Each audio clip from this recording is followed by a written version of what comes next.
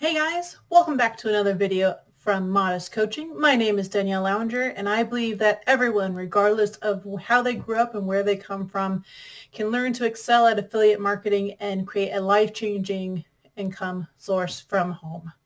In today's video, we're going to be continuing our What is Affiliate Marketing series with lesson number 4. Today's lesson, we will be covering what I believe are the 5 foundation building blocks that you need in order to get your affiliate marketing business off the ground and running and not fail right out of the gate. By the time you reach the end of this video, here's what you are going to learn. Number 1, how to set yourself up to be successful in earning a passive income through affiliate marketing. Number 2 is to identify the types of content that's going to work best for you. And number 3, how you can start to construct a solid foundation in which to help bring your affiliate marketing business to a much brighter future than where it begins. So without further ado, let's jump on in. So if you watched one of our previous lessons, then you should know that our first foundation building block is understanding the fact that there are multiple opportunities out there when it comes to affiliate marketing, and that the marketplace is a huge, vast sea of opportunity. As it so happens, because of the COVID pandemic, a lot of companies had to take their business online if they wanted to stay in business. During this same process of companies transferring to online businesses, they have started to grow their affiliate marketing businesses aspects. So essentially what that means is that now instead of just having blank things like ClickBank and Skillshare and Amazon Associates and Walmart and Home Depot, all the different ones that we've talked about previously, now you're going to have new competitors on the market because these companies had to take their business and move them on an online business, and therefore their products are now available through affiliate links. The number of platforms increasing, it also means that the number of affiliate links is also increasing. So it also means that there's a huge amount of money to be made if you know when and where and how to do so. According to a recent statistic from Statista, it is estimated that there might be around $8.2 billion spent for affiliate marketing by the end of the year of 2022. So what does this mean for us as an affiliate marketer? Essentially, it means that is the amount of money that all the companies are going to invest into their affiliate marketing businesses, and that's exactly what's out there up to grab. So if you take $8.2 billion and you have thousands upon thousands of people doing affiliate marketing, there's still a lot of money to be made. And for those of us who learn how to excel and take the time to create the good content and take the time to serve our audience, those are the ones who are going to be the most successful, and those are the ones who are going to make that life-changing set of money that we're looking for. The good thing is it also means that if you might have not had a product for your specific niche that wasn't out there before the pandemic, more than likely there is going to be a product now that is available for you to promote because of the pandemic. So take the time to do your research in this building block foundation number 1, that you want to go and research which companies and which products you want to promote according to your niche. Coming in at building block number 2, you have to understand and accept the fact that not all content is created the same. And let me explain to you what I mean by this. So when you first start out, you might think to yourself, well, the bigger diversity that I have, be a YouTube channel, a Facebook group, an Instagram post, a blog, and a podcast, then the more audience I'm going to get and the more income I'm going to get. Unfortunately, that's not necessarily the best way to go about it. In fact, it's almost quite the opposite. It'll take you much longer to actually build an audience that trusts you and wants to come back to you every single time you post that new content if you choose to be really, really diverse, because your attention is going to be split in several different ways. So instead, what you want to do is just the opposite and find that 1 or 2 platforms and focus on that. So like I mentioned a little bit back, essentially what you want to find is you want to find that specific niche that you are. So let's say that you're in fitness and you want to teach females because you're a female or a male who wants to teach people at home how to provide yourself with a workout at home so you don't have to pay the extra money to go to a gym because you don't have that extra money yourself. So what do? First off, number 1, you go find the competitors that are out there that you want to be like. Once you find that competitor, you want to subscribe and you want to follow them. And the reason I say this is because they've already gone through that hard work. They've already done the things that have either excelled or failed in their own past experience. And they finally gotten to a place where they are now being successful, that they are growing in audience, growing in numbers, growing in money, growing in number of hours watched, hours listed, people following a specific page for Facebook, whatever it may be. They have found the successful chain of events that led them to there and have gone through all the hardships to get there. So instead of you making those same mistakes, go through their repertoire of all their different videos. If it's a YouTube channel, scroll back to the very beginning. If it's a Facebook page or an Instagram account, go through and do your research on these competitors, because they're essentially a pseudo mentor, because once again, they're pretty much showing you what works, what doesn't, and what kind of could work. So don't start from scratch. It's already out there. Find someone to emulate, and then take it, put your own spin on it, your own flavor, and go from there. You'll also find whether or not the niche that you want to go be a part of is large enough, because some niches are quite small and will be quite hard to reach, depending on how hard you work to reach out to them. Whereas other niches, such as home gym experiences, or working out at home, or working on your financial statements, or just something broad like do-it-yourself products. I can't believe how much that blew up over the pandemic. Those are the type of audiences that are large and ripe for the picking, because yes, they do have all of these strong competitors like Mr. Beast, who is one of them. There's been Cutie Pie, who's on gaming. There's a lot of people who I know from YouTube who did really, really well during the pandemic because they had built this audience. But now with the amount of people going online, because people are still working from home, still staying at home, and spending a lot of time on their phones, it's right for the picking, and it's right there if you just understand how to get to it.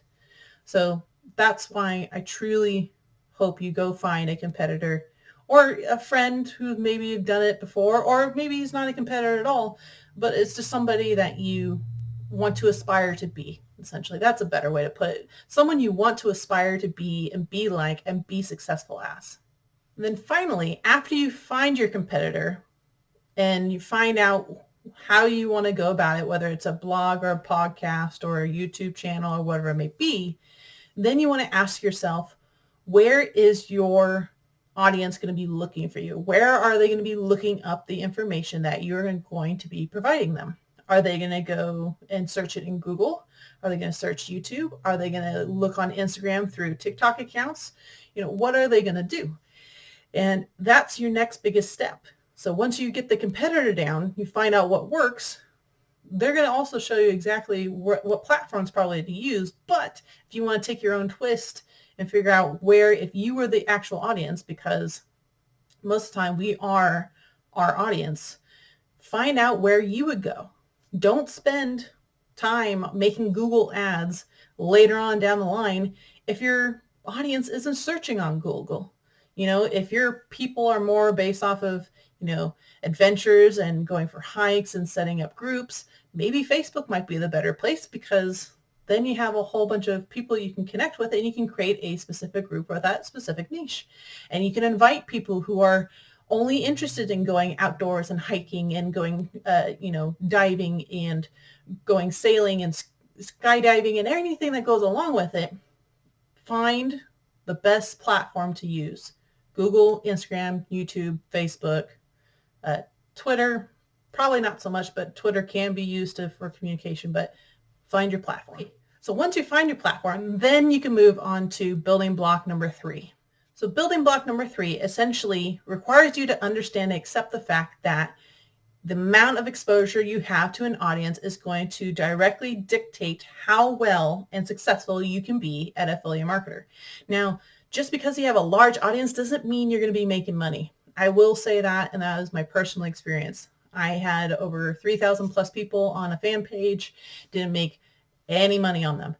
But once again, it wasn't my goal. That wasn't my purpose. But essentially, just because you have an audience doesn't mean that you're going to make money. Now, let me sort of go back, we'll backtrack here just a second. So what you want to understand is that from previous lessons, it's easy to go sign up for affiliate marketing programs such as ClickBank, Ammon Associates, or Skillshare, something like that, right? And essentially, what you have to do is then you have to go and use that platform, use that affiliate marketing platform, and then go use your platform that you chose from step number 2 right above, and merge those two things together to best fit you.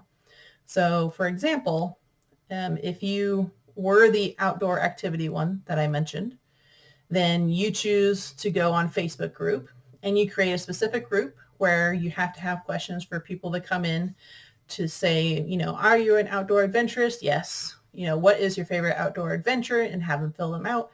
And then at that point in time, the biggest thing that you can do is what's called an email list. You want to grow an email list if you can while you're doing this process. And this is what I mean by capturing an audience. So you can have thousands upon thousands of people on a Facebook page, but if they didn't give you an email to join that Facebook page, because that's not one of the requirements, they just like it and they join, then you lose all that opportunity. It's when they join that group. It's when they purchase that item that you have a little pop-up that says, hey, enter your name and email. That's the type of stuff that you're looking for. So let me go back to the YouTube example real quickly. And as if you watched a couple of the videos previously, then you know that you can earn money from YouTube once you are meeting the example or meeting the requirements that allow you to be monetized, essentially to run ads before, after, and during your video. So essentially, that requirement was 4,000 hours and 1,000 subscribers. Once you meet those, then you can be monetized. But let me give you an example of how many people you need in order to get those 4,000 hours. So each hour is 60 minutes, which means there's 240,000 minutes of watch time you have to have before your channel can be monetized, plus the subscriber part. We're not going to worry about that part. So with the 240,000 minutes, let's say that the average watch time of a 5 to 10 minute video that you have is 3 minutes. If it's 3 minutes, then you need at least 80,000 views on your YouTube channel before you can hit that 4,000 hour mark, which is a very, very daunting task. But if you sit there and you have 20 to 40 videos, all of which get about 3 minutes of watch time and maybe 5 views a day, it'll quickly add up and it'll quickly get there. But if you sit there and you're making maybe 1 video a week, it's going to take a while. 52 videos in a year might get you to that 4,000 hours that you're looking for, because it takes that amount of people to get there. You have to expose yourself to the largest audience that you can that is specific with your niche. And that's the hardest part that a lot of people struggle with. So take heed when I say that audience is a big piece. Just because you have a big audience watching doesn't mean you're going to make the money, but it gives you a much larger possibility and chance to engage with them, earn their trust, become a mentor to them as well. Sort of like what I'm doing in this video. Go ahead and pass along your knowledge based off of what you're trying to teach them or what you're trying to offer. And once you do that, you build that trust, you have that natural connection with people, and then you can start growing. You can start offering products to people because they sat there and watched you and trust you. And the biggest thing that a lot of people forget is the human nature. You have to have a relationship between a product and a buyer, or there's really nothing left. If you don't have that relationship, that one-on-one relationship, you're just going to be a salesperson, which takes me back into our next building foundation block. So now that you understand that you have to have a large enough audience, you also have to remember building block number 4, which is you can't do it just for the money. If you're doing it just for the money, I'm telling you, unless you come off completely genuine in everything that you create, you're going to go nowhere. You're going to have issues in your content. You're going to have issues people following you. You're going to have issues with follow-up. There's a lot of problems that come along if you're just in it to make some extra dough. You have to come from a place of servitude. You have to come from a place where You're trying to pass along the knowledge that you have.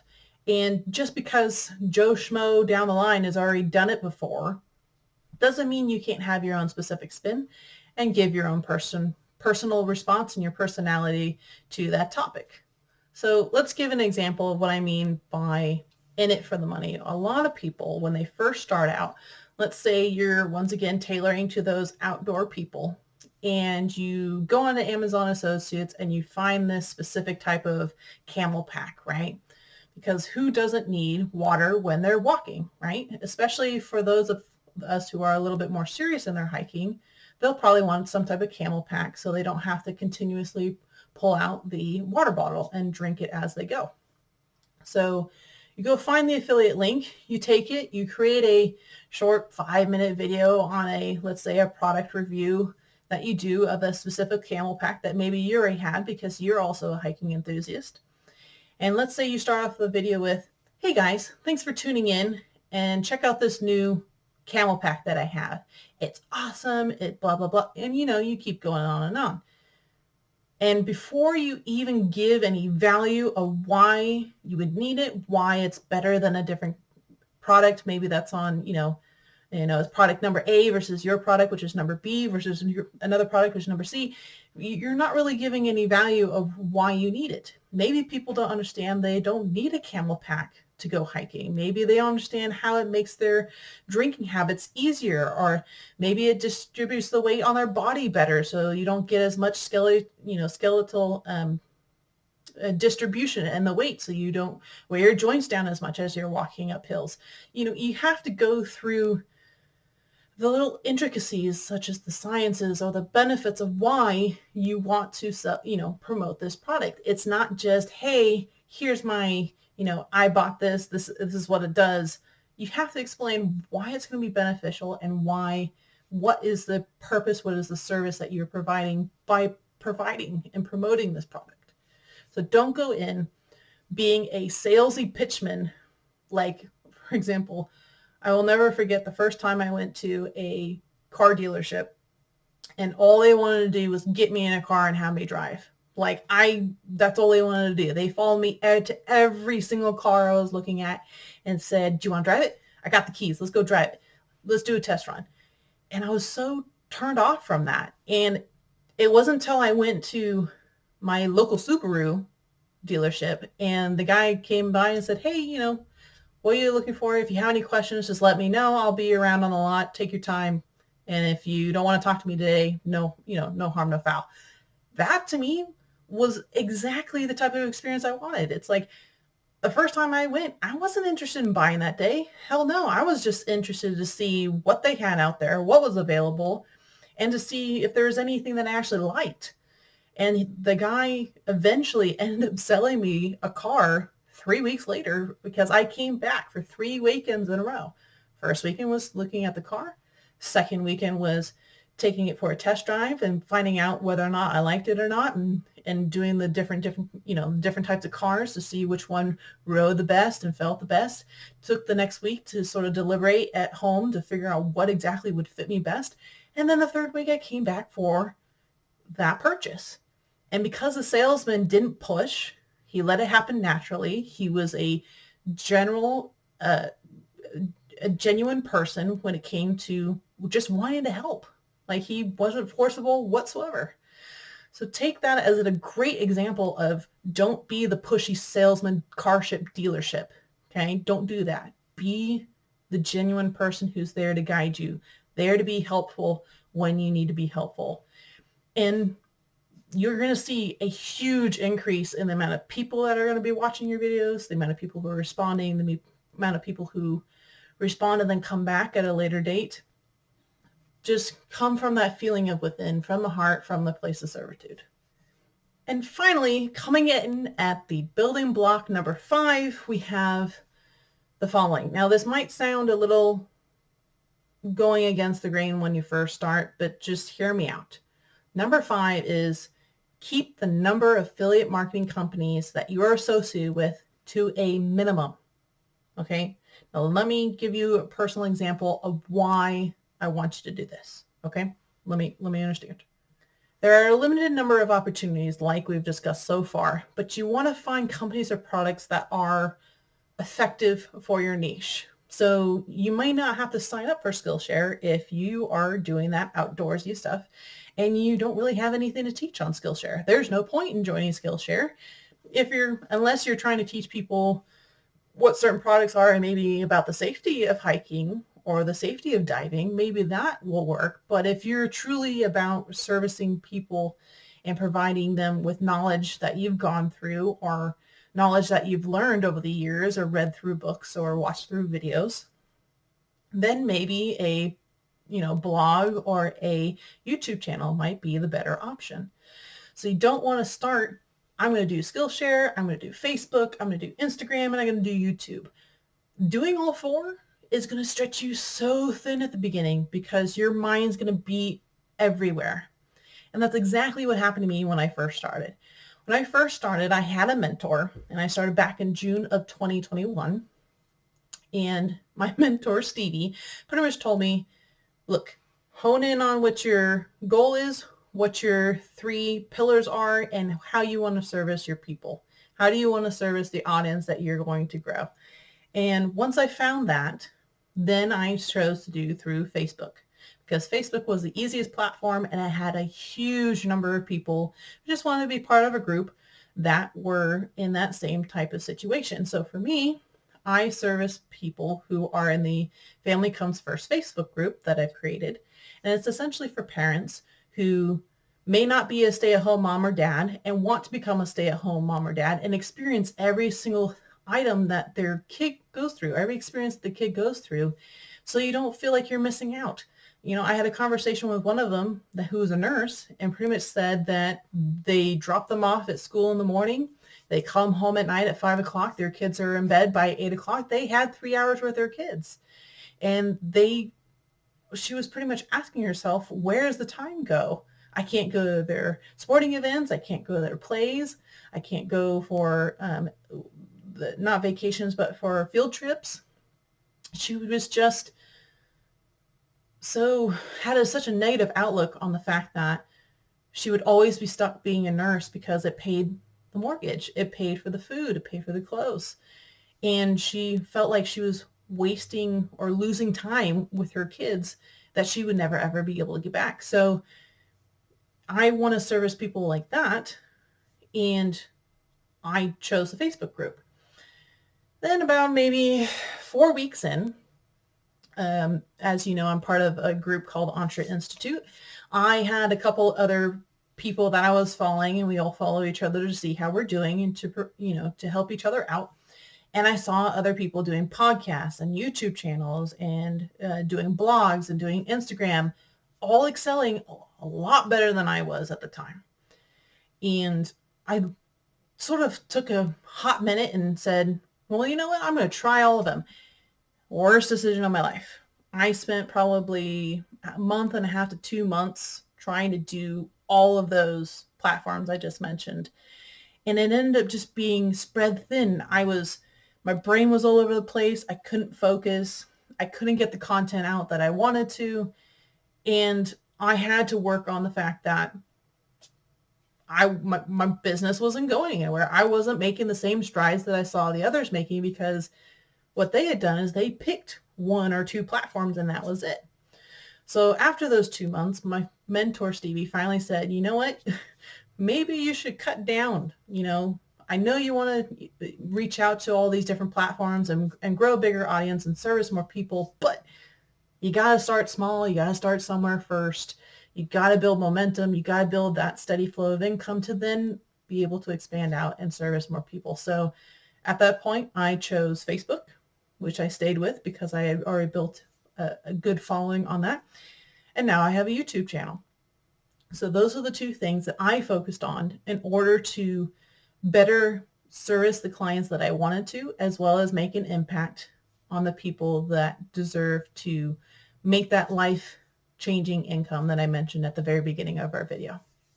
So just like I took myself and I spread myself thin across the different platforms, you have to do the same type of thing. You have to monitor the different offers that you're doing. So you can't do, if you're doing the outdoors, you can't do a camel pack the one day and then the next day do, you know, I don't know, a random thing like a cookware that's meant for indoor cooking and not outdoor cooking. Like that doesn't jive, right? It doesn't make any sense. Or, hey, go buy this tutu because I think it's pretty and pink, or whatever it may be.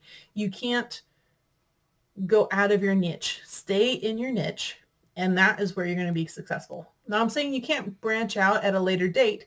Just make it to where you're focused. You have a system that works. You have a platform that's working for you. It's growing, it's building, and you finally get that first couple sales, that first couple bits of income. That's when you can start to think about branching out. And then, in all honesty, there's only one of you when you first start. And if you get successful, like my mentor Stevie, or like Jeff Lerner, who's in charge of the Entre Institute, then you're going to have all the people underneath you who can help you.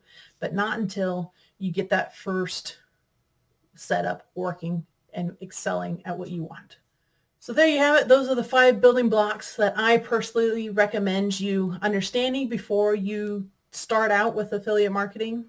I've mentioned a couple of different affiliate marketing platforms they can use, such as Google, Amazon Associates, Skillshare, and ClickBank. I've also mentioned that there is an ample amount of affiliate offers that are out there. You just have to go find where they are. And sometimes it's a little hard. Just be wary of where you're finding them. Look at blogs. Look at the different reviews people have given on YouTube. Do your research. And once you've done your research, then take the steps and follow these 5 steps, these 5 building blocks that I've gone over today.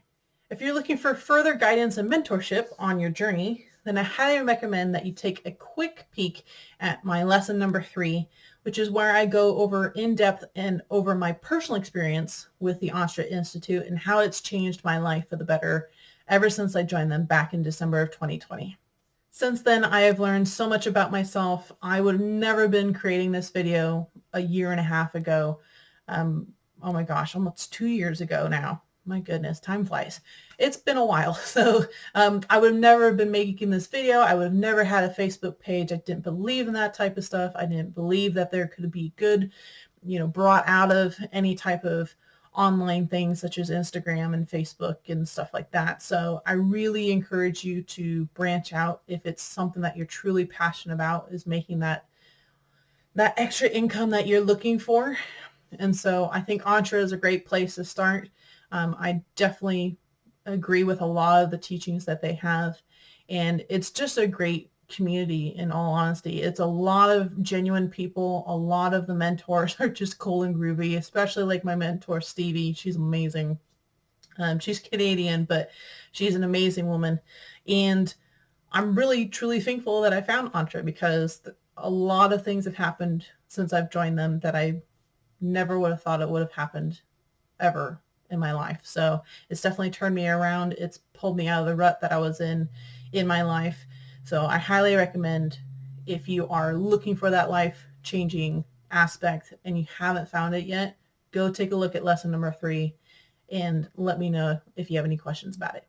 So that's it, guys. I want to personally thank you for sticking it out for this entire video. I know it was a little bit long. I wanted to let you know that if you have any questions, feel free to drop it in the comments below. If you have any personal questions that you don't necessarily want to show to the public, you can email me at info@daniellelounger.com, which will also be provided in the description below. That way you can spell it all correctly, just like it is here on the screen. Like usual, once again, I would love to have any feedback that you have, whether it's constructive criticism or praise, or what your favorite aspect was, or what you didn't know before you watched this video. Please let me know down in the comments, and let me know if there's any future items that you want me to cover that I didn't cover as much as I did in this video.